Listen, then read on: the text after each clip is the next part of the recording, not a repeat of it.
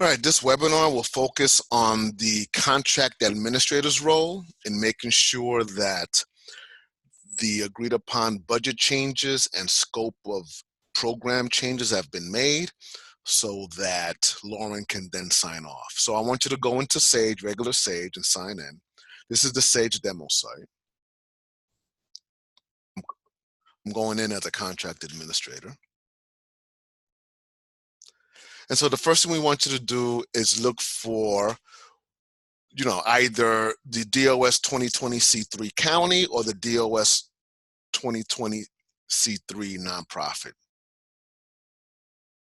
So when you open up the DOS 2020 C3 county or the DOS 2020 C3 nonprofit, you'll see a header that says grantee signature required. Right? The assumption here is that they received the webinar that tells them how to go in and make all those changes in the budget and complete the contract information form and complete the grant agreement and sign off on the payment voucher. So when you get to the grantee signature required, either for the county or the nonprofit, you click on the grantee number here.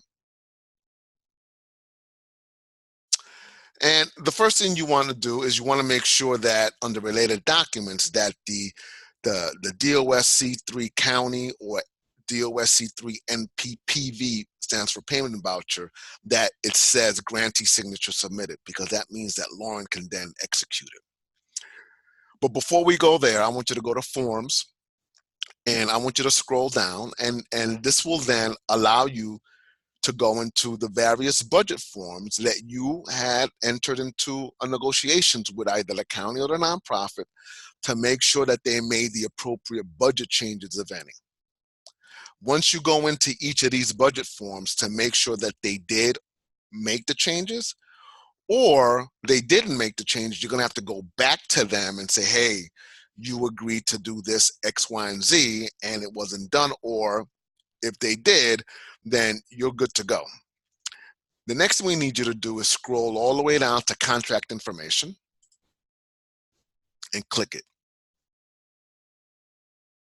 So on the contract information for the county, this is information dealing with the insurance. So they should put the insurance number, the name of the organization, the coverage is usually $1 million,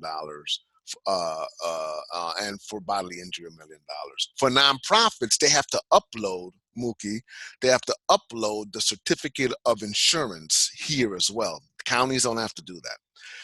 Now, for the county and nonprofits, if you entered into negotiations and they needed to make changes in the project design or the target population or the project goals and evaluation, this is where they would insert those changes. If there are no changes to the scope of the project, all they need to do, which is explained to them in the webinar, is to copy and paste the last sentence of this statement that says all programs detailed in the original application will be carried out as described within the grant period. So once this is all correct and okay, or you got to make changes and then they come back and it's correct, then I want you to go to forms and scroll all the way down to State of New Jersey Department of State grant agreement. And I want you to make sure that they signed off here, which is the first checkbox under number 12. That's where they need to sign off. You do not, Mookie or Lisa, sign off on any of these checkboxes. So once you see that they signed off on the appropriate checkbox, or if they didn't, you need to let them know, hey, you need to go back into the grant agreement, watch the webinar that talks about the contracting process that tells you what you need to do.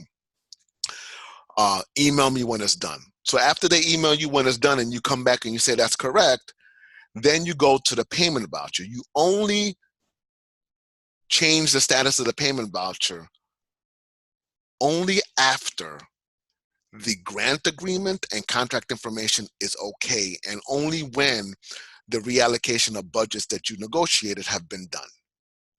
Then you go to related documents and messages and click on the payment voucher, where it says grantee signature submitted. And then you go to Forms and you click on State of New Jersey Payment Voucher.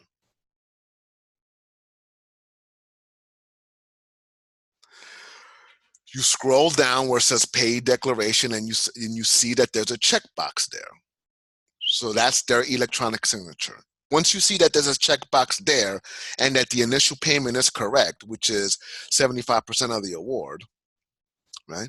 Then you scroll up to Status Change and click Apply Status to Grantee Signature Received.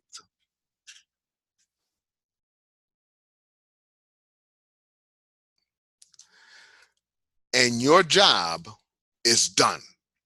The next step and the next webinar is for Lauren. Thank you very much for watching this webinar. Have a nice day.